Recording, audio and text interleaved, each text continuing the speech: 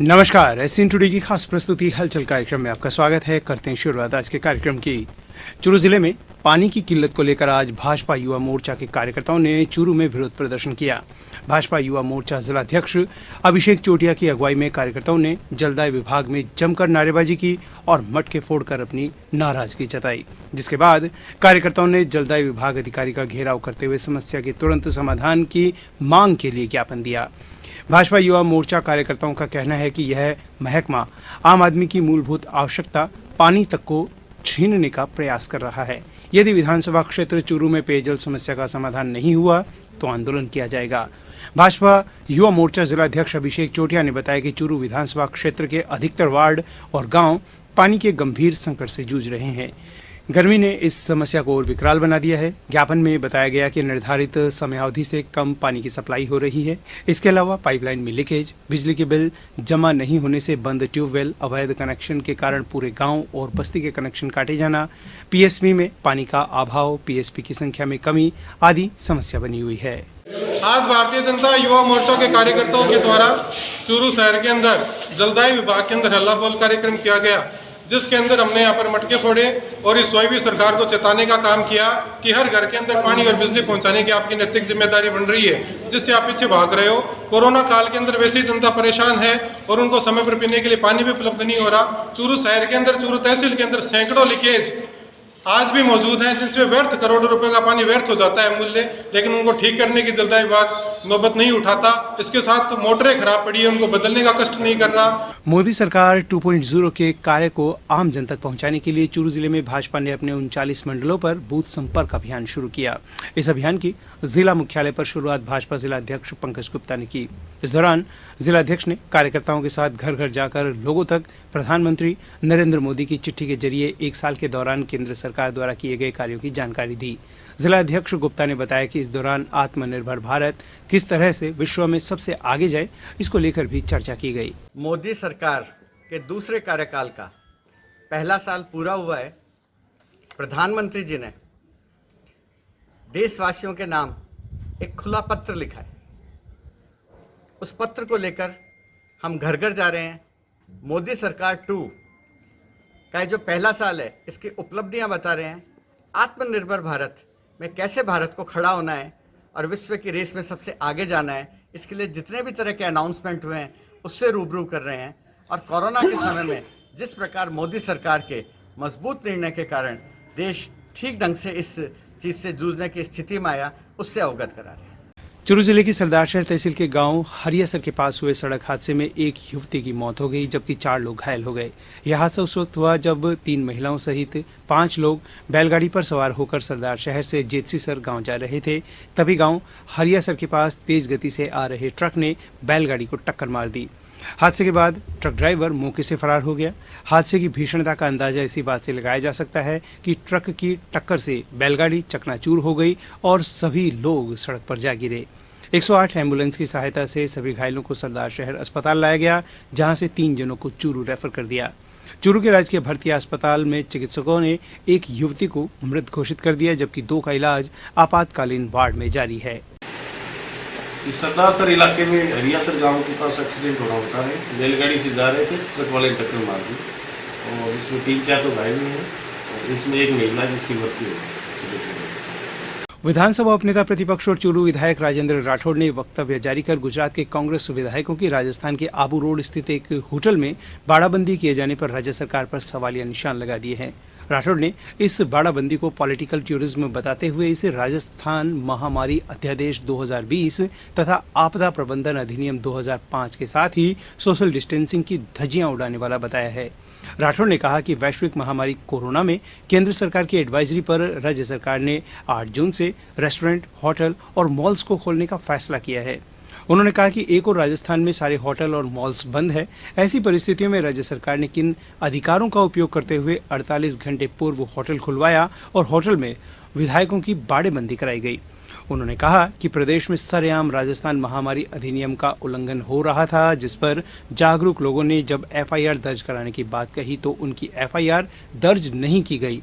राठौड़ ने कहा कि ऑनलाइन एफआईआर दर्ज करने वाली इस सरकार की कलई खुल गई है। एक और पूरे राजस्थान में सारे होटल्स, सारे मॉल्स बंद है पर किन अधिकारों का उपयोग करते हुए 48 घंटे पहले होटल खुलवाया गया। उस होटल के अंदर 48 लोगों का भोजन बना। राजस्थान के अंदर इस प्रकार 2 कानून लागू करने की बात करने वाली सरकार की जितनी भर्त्सना की जाए उतनी कम है। और जब सरेआम राजस्थान महामारी अधिनियम 2020 का उल्लंघन हो रहा था, जागरूक लोगों ने एफआईआर दर्ज कराने की बात कही तो उनकी एफआईआर भी अब तक दर्ज नहीं की जाए। मैं समझता हूँ ऑनलाइन एफआईआर दर्ज करने वाली सरकार की कलई खुल चुकी है और आज पूरे देश के अंदर बिखरती हुई कांग्रेस को एकजुट करने के लिए जिस प्रकार की बाड़ाबंदी कांग्रेस सरकार को करनी पड़ी है, कांग्रेस पार्टी को करनी पड़ रही है, उसकी जितनी भर्त्सना की जाए। तारानगर के मुख्य बाजार में आज बेसमेंट की खुदाई के दौरान पड़ोस की दुकान धंस गई। प्राप्त जानकारी के अनुसार सीताराम मंदिर के सामने देवीदत्त पंसारी अपनी दुकान बना रहा था, जिसमें बेसमेंट अंडरग्राउंड खुदवाकर चिनाई कार्य शुरू किया तो पास में मोहन लाल सरावगी की दुकान धसक गई। पूरा का पूरा मलबा बाजार के मुख्य मार्ग पर फैल गया। गनीमत यह रही कि दुकान का निर्माण कर रहे मिस्त्री और मजदूर दुकान धसकने से पहले ही बाहर आ गए, लेकिन सड़क पर चल रहा एक राहगीर मलबे की चपेट में आ गया, जिसको तुरंत बाहर निकालकर अस्पताल भिजवा दिया गया। उक्त मामले में नगरपालिका अधिशासी अधिकारी सुरेश चौहान का कहना है कि दुकान बिना अनुमति के बन रही थी, जहां पर किसी प्रकार की सुरक्षा के पुख्ता प्रबंध नहीं थे। घटना के बाद पूरे बाजार में हड़कंप मच गया। अन्य दुकानदार भी मौके पर पहुंच गए। सूचना पर पुलिस भी मौके पर पहुंची और 1 घंटे की मशक्कत से जेसीबी मशीन मंगवाकर मलबे को हटाने का कार्य प्रारंभ करवाया गया।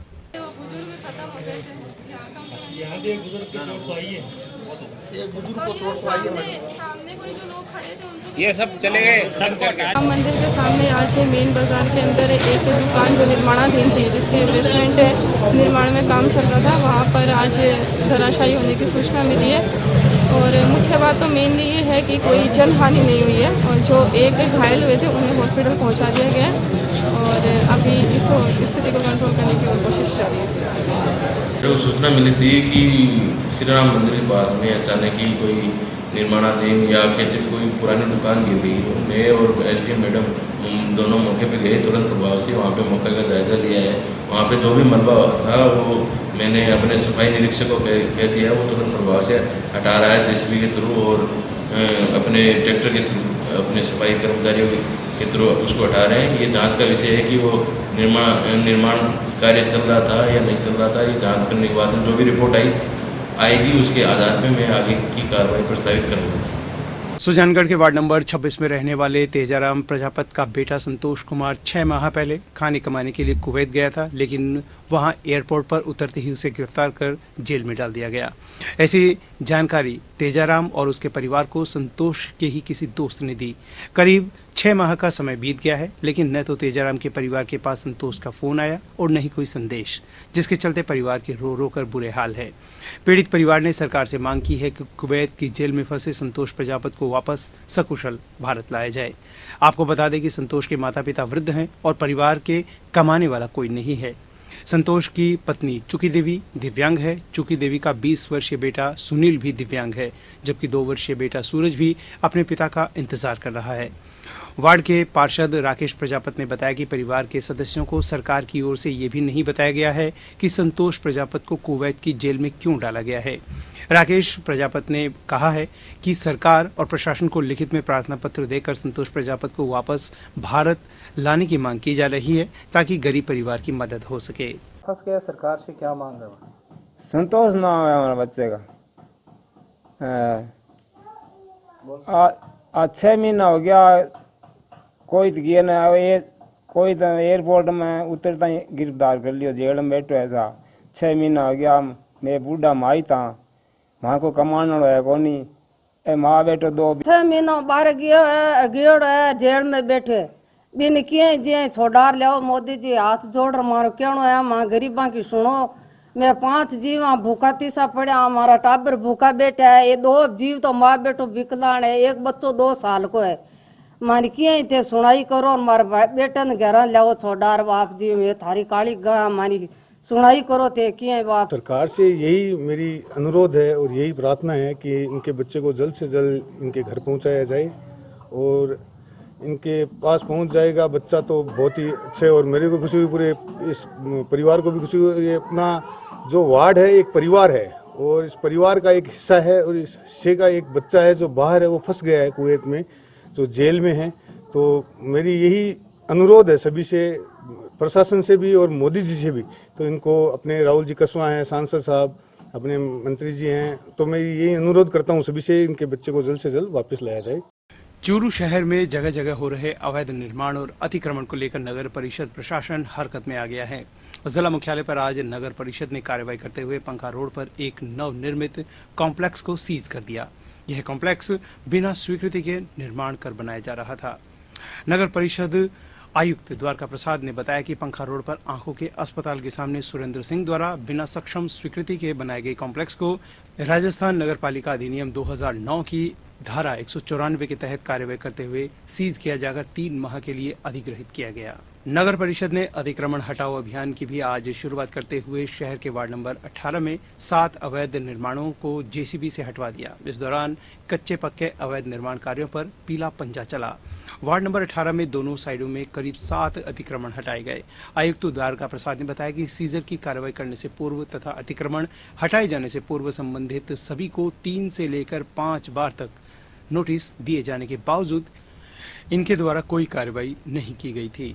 आज जैसे नगर परिषद में सुरेंद्र सिंह के द्वारा पंखा सर्किल जो रोड है उस पर अवैध व्यावसायिक निर्माण किया गया था, उसके काफ़ी दिनों से उसको नोटिस दिए जा रहे थे, उसका कोई जवाब नहीं दिया गया और बिना भू उपयोग परिवर्तन और बिना नगर परिषद की स्वीकृति में उसने व्यावसायिक निर्माण कर लिया। उसको आज सीज किया गया। साथ ही वार्ड नंबर 18 में काफ़ी दिनों से अतिक्रमण की शिकायत थी और आवागमन में बाधा थी। साथ ही वहाँ पानी भराव की बहुत बड़ी समस्या थी। नाली नहीं बनने से वहाँ पानी भराव ज़्यादा होता था। इस संबंध में नाली निर्माण व आवागमन में बाधा को हटाते हुए आज वार्ड नंबर 18 में पूरी गली का ही अतिक्रमण 7 मकानों का अतिक्रमण हटाया गया। चूरू जिले की दुधवाखारा थाना पुलिस ने अवैध हथियार के खिलाफ चलाए जा रहे अभियान के तहत कार्रवाई करते हुए NH52 दुधवाखारा बस स्टैंड से एक बदमाश को 9 mm पिस्टल के साथ गिरफ्तार किया है। आरोपी के कब्जे से 9 जिंदा कारतूस भी पुलिस ने बरामद किए हैं। आरोपी हरियाणा राज्य के हिसार के धीरड़वास इलाके का है, जिस पर केवल हिसार इलाके में हत्या सहित आधा दर्जन मुकदमे दर्ज है। पुलिस को प्रारंभिक पूछताछ में पता चला है कि आरोपी सन्नी उर्फ बबलू अवैध हथियार के साथ जयपुर जाकर किसी वारदात की फिराक में था। पुलिस से मिली जानकारी के मुताबिक दुधवाखारा पुलिस रात को गश्त कर रही थी कि इसी दौरान NH52 स्थित दुधवाखारा बस स्टैंड पर एक युवक संदिग्ध हालत में दिखाई दिया, जो पुलिस को देखकर छिपने का प्रयास करने लगा। पुलिस ने शक होने पर जब आरोपी की तलाशी ली तो उसके पास 9 mm पिस्तौल और 9 जिंदा कारतूस बरामद हुए। पुलिस ने गिरफ्तार आरोपी से पूछताछ की तो सामने आया कि वह अवैध हथियार के साथ जयपुर जाने की फिराक में था। बहरहाल दुधवाखारा पुलिस आरोपी की क्राइम रिपोर्ट खंगाल रही है तथा जयपुर में हथियार लेकर जाने के मकसद का पता लगाने में जुटी है। चूरू जिले के सरदार शहर में एक महिला चिकित्सक सहित निजी अस्पताल के कर्मचारियों का धर्म विशेष के रोगियों का इलाज नहीं करने के कथित व्हाट्सएप चैट को लेकर आज भाजपा जिला उपाध्यक्ष हुसैन सैयद की अगुवाई में जिला कलेक्टर को ज्ञापन दिया गया। ज्ञापन के जरिए सरदार शहर के अस्पताल में कार्यरत डॉक्टर भगवती चौधरी सहित 3 कार्मिकों के खिलाफ सख्त कार्रवाई करने की मांग की गई। 3 दिन पहले एक व्हाट्सएप चैट हुई थी जिसके भगवती कोई चौधरी डॉक्टर है अपने सरकारी हॉस्पिटल में, उनके खिलाफ आज हमने कलेक्टर साहब को एक ज्ञापन दिया है। जिस ज्ञापन में उन्होंने मुस्लिमों के खिलाफ अपशब्द कहे थे और ये कहा था कि हम मुस्लिम पेशेंट को नहीं देखेंगे।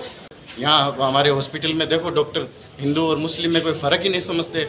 आप कौन सी डिग्री लेके आए हो जो हिंदू और मुस्लिम में फ़र्क करने लग गए। हम चाहते हैं कलेक्टर साहब से कि इस पर जल्द से जल्द कार्रवाई हो और इनको है ना APO करके और इनको पता होना चाहिए, इनकी डिग्री समाप्त करनी चाहिए, तभी इन लोगों को पता चलेगा कि हम लोगों ने ना जो ज्ञापन दिया उसका असर हो। हम चाहते हैं कि जल्द से जल्द इस पर कार्रवाई हो। चूरू जिले में 18 जून से फिर से शुरू हो रही बोर्ड परीक्षाओं की व्यवस्थाओं को लेकर जिला कलेक्टर संदेश नायक ने आज कलेक्ट्रेट में शिक्षा विभाग के अधिकारियों के साथ बैठक की, जिसमें कोरोना संक्रमण काल को देखते हुए जरूरी निर्देश दिए। इस मौके पर संदेश नायक ने अधिकारियों से कहा कि सभी परीक्षा केंद्रों पर सैनिटाइजर, साबुन की व्यवस्था की जाए। कोरोना संक्रमण को देखते हुए परीक्षार्थियों के बीच समुचित दूरी भी मेंटेन की जाए। उन्होंने कहा कि जिन परीक्षा केंद्रों को क्वारंटाइन सेंटर बनाया गया है उन्हें खास तौर पर सैनिटाइज कराया जाए। आपको बता दें कि जिले में बोर्ड परीक्षा के लिए 227 परीक्षा केंद्र स्थापित है। सोशल डिस्टेंसिंग के मद्देनजर 12 उप केंद्र बनाए गए हैं। 227 केंद्रों में से 187 परीक्षा केंद्रों के प्रश्न पत्र थानों पर रहेंगे। 9 परीक्षा केंद्र नोडल परीक्षा केंद्र रहेंगे, जिन पर 23 परीक्षा केंद्रों के पेपर रहेंगे। 17 परीक्षा केंद्र ऐसे हैं जिन पर स्वयं के विद्यालय में ही प्रश्न पत्र रहेंगे। जिले में 3 उड़न दस्तों का गठन किया जाएगा। जो कोरोना कोविड-19 के टाइम में जिस केंद्र को हमने अधिकृत किया था उसको भी हमने रिलीज किया है। उनको सैनिटाइज करते हुए परीक्षा केंद्र की तैयारी हम कर रहे हैं। साथ में ही पुलिस विभाग और प्रशासन का कोऑर्डिनेशन के साथ साथ 15 तारीख से क्वेश्चन पेपर्स हमारे पास आ जाएंगे और उसका डिस्ट्रीब्यूशन और एग्ज़ाम्स को जो लॉ एंड ऑर्डर मेंटेनेंस के बारे में हमने विस्तृत चर्चा की और जो बोर्ड एग्जाम्स है उसको सुचारू रूप से हम संचालित करेंगे। कोरोना संक्रमण काल में राजनीतिक दल और सामाजिक संगठनों का कार्य लगातार जारी है। आज चूरू जिला मुख्यालय पर 151 जरूरतमंद परिवारों को राशन किट वितरित किए गए। पूर्व प्रदेश सचिव कैलाश सैनी की अगुवाई में जरूरतमंद परिवारों को राशन किट वितरित किए गए। इस मौके पर सैनी ने कहा कि प्रवासी जरूरतमंद परिवारों को राशन सामग्री वितरित की गई। हालांकि सरकार द्वारा आगामी 3 महीने जरूरतमंद परिवार के प्रत्येक सदस्य को 5 किलो गेहूं वितरित किया जाएगा, लेकिन अभी भी कुछ लोग ऐसे हैं जिनको इस योजना का लाभ नहीं मिल पाया है।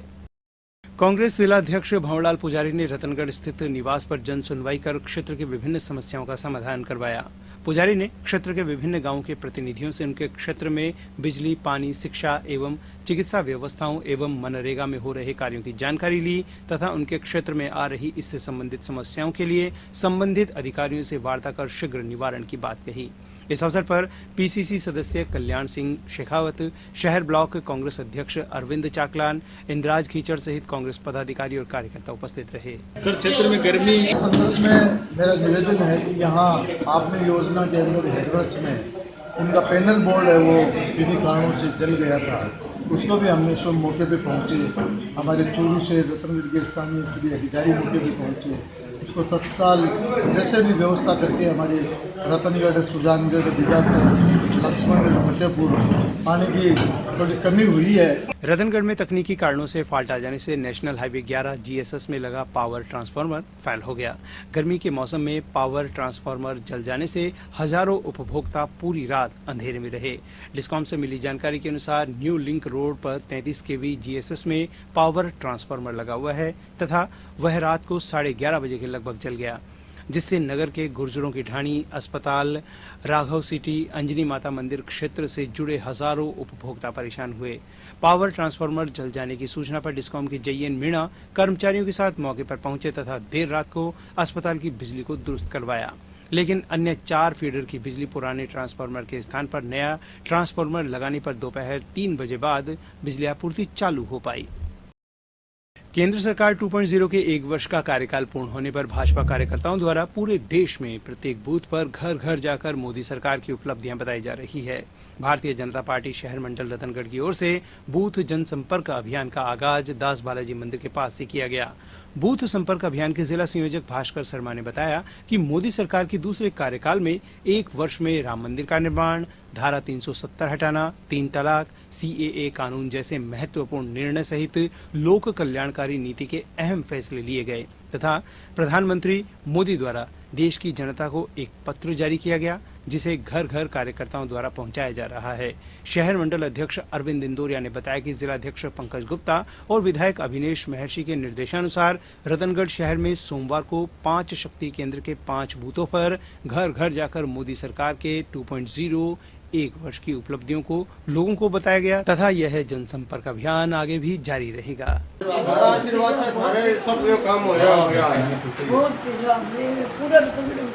रतनगढ़ में आचार्य महाश्रमण की विदुषी शिष्या शासन श्री साध्वी धनश्री का सुजानगढ़ से विहार कर अपनी सहयोगी साध्वी शील यशा, सलील यशा, विदित प्रभा के साथ चतुर्मास हेतु नगर में प्रवेश किया। महिला मंडल, युवक परिषद सहित अनेक संस्थाओं के पदाधिकारियों ने साध्वी वृंद का स्वागत किया और आचार्य श्री महाश्रमण जी के प्रति कृतज्ञता ज्ञापित की। इस अवसर पर सभा के मंत्री कमल सिंह बैद ने विचार व्यक्त किए।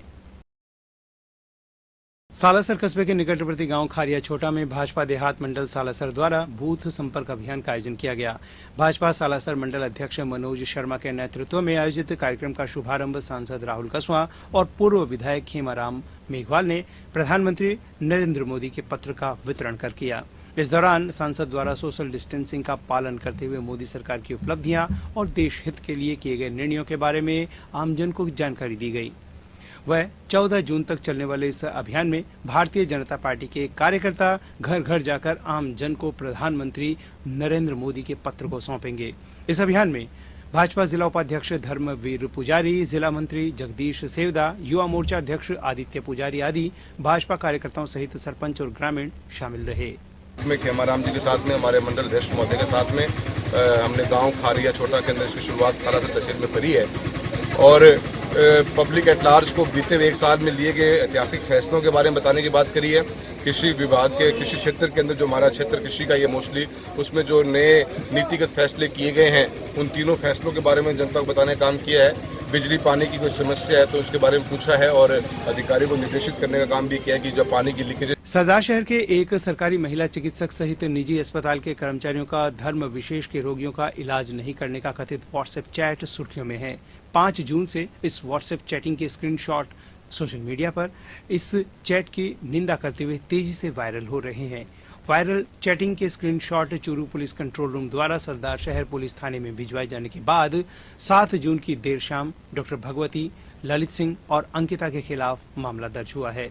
पुलिस कंट्रोल रूम को यह स्क्रीनशॉट सरदार शहर के वार्ड 22 निवासी मकबूल खान ने भिजवाए थे। इसी को आधार मानकर मामले की जांच कर रहे सरदार शहर थाने के सब इंस्पेक्टर रमेश पन्नू ने मामला दर्ज करवाया है। ये सोशल मीडिया के मार्फत कोई एक प्राइवेट हॉस्पिटल के धर्म विशेष के इलाज नहीं करने को लेकर कुछ चैट का मामला संज्ञान में आने पर पुलिस द्वारा इस संबंध में मुकदमा दर्ज किया गया है और इसमें हॉस्पिटल के जो डॉक्टर भगवती मैडम और एक कंपाउंडर और एक अंकिता जो हॉस्पिटल के कर्मी है उनके खिलाफ FIR दर्ज की गई है।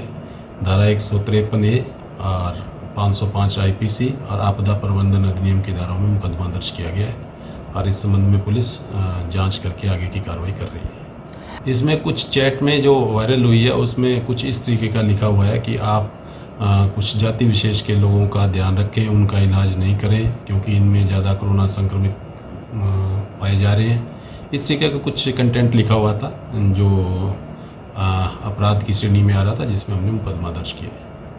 राजलदेसर में पांडे शिवालय सभा हॉल में बूथ संपर्क अभियान को लेकर मंडल अध्यक्ष पवन बोथरा की अध्यक्षता में बैठक आयोजित की गई। बैठक में भाजपा प्रदेश प्रवक्ता ओम सारस्वत ने कहा कि भाजपा नीति केंद्र सरकार आत्मनिर्भर भारत बनाने की दिशा में ठोस काम कर रही है। आत्मनिर्भरता आज की अहम आवश्यकता है। पीएम मोदी के दूसरे कार्यकाल के प्रथम वर्ष में अनेक ऐसे कार्य किए गए हैं जिनकी मांग गत 70 वर्षों से की जा रही थी। उन्होंने कहा कि कोरोना वैश्विक महामारी से उत्पन्न स्थिति से निपटने के लिए केंद्र सरकार ने 21 लाख करोड़ का पैकेज जारी किया है, जिसका सभी वर्गों को लाभ मिलेगा। भाजपा जिला महामंत्री बजरंग गुर्जर ने भी बैठक में विचार रखे। बैठक के आरंभ में कार्यकर्ताओं ने भाजपा के प्रदेशाध्यक्ष और पूर्व मंत्री भंवरलाल शर्मा को श्रद्धांजलि अर्पित की। बैठक के बाद प्रदेश प्रवक्ता सारस्वत और जिला महामंत्री गुर्जर ने कार्यकर्ताओं के साथ बूथ संख्या 21 में घर घर जाकर मोदी सरकार के पार्ट 2 के प्रथम वर्ष की उपलब्धियों के पर्चे वितरित करके भाजपा बूथ संपर्क अभियान का शुभारंभ किया। इस अवसर पर भैरा राम प्रजापत, महेश टिमटिमिया, डूंगरमल नाई, इंद्रचंद देवड़ा, शंकर खाड़ौलिया, दीनदयाल स्वामी, लालचंद पांडे आदि कार्यकर्ता उपस्थित रहे। आज पूरे देश में प्रत्येक बूथ पर भारतीय जनता पार्टी के कार्यकर्ताओं के द्वारा बूथ स्तर पर जनसंपर्क शुरू हो रहा है। 15 जून तक चलेगा और राष्ट्रीय अध्यक्ष से लगाकर छोटे से छोटे कार्यकर्ता इस बूथ संपर्क अभियान में स्वयं बूथ पर जाकर संपर्क करेंगे। हमारे यशस्वी प्रधानमंत्री नरेंद्र मोदी जी के नेतृत्व में केंद्र सरकार के दूसरे कार्यकाल का ये पहला वर्ष पूर्ण हुआ है। सुजानगढ़ में विद्युत निगम के सहायक अभियंता कार्यालय के समक्ष अखिल भारतीय राजस्थान किसान सभा के कार्यकर्ताओं ने कॉमरेड रामनारायण रुलानिया के नेतृत्व में प्रदर्शन कर 6 माह के बिजली बिल माफ करवाने की सरकार से मांग की। इस दौरान किसानों ने राज्य सरकार के खिलाफ नारेबाजी की और लॉकडाउन में बेरोजगार हुए परिवारों को 7,500 प्रतिमाह भत्ता देने सहित कुल 10 सूत्री मांग पत्र सरकार सहायक अभियंता नरेंद्र पारिक को मुख्यमंत्री के नाम ज्ञापन सौंप कर की। प्रदर्शन के दौरान अनेक किसान मौजूद रहे। सरकार से ये मांग है कि कोरोना महामारी के कारण सभी जो बेरोजगार हो गए हैं, इस कारण सभी प्रकार के घरेलू व कृषि बिल है वो 6 महीने के हम सरकार से मांग करते हैं वो माफ की जाए। वह दूसरा है बकाया जो कृषि बीमा क्लेम 2017, 18 व 19 का तुरंत दिया जाए। वह कृषि उपभोक्ताओं के जो 10,000 रुपये बिजली बिल की जो सब्सिडी किसानों की आती थी उसको बंद कर दिया गया है। सरकार से मांग करते हैं उसको तुरंत वापस लागू किया जाए। चौथा है सभी राशन कार्डधारियों को सरकार की ओर से अनलॉक फर्स्ट में रियायत देने के बाद शहर के शॉपिंग कॉम्प्लेक्स आज से खुलने शुरू हो गए। चूरू जिला मुख्यालय स्थित महावीर प्लाजा में आज दुकानें खुलने से चहल पहल दिखाई दी। हालांकि कॉम्प्लेक्स की पूरी दुकानें नहीं खुली, लेकिन व्यापारियों का मानना है कि जल्द ही रौनक दिखने लगेगी।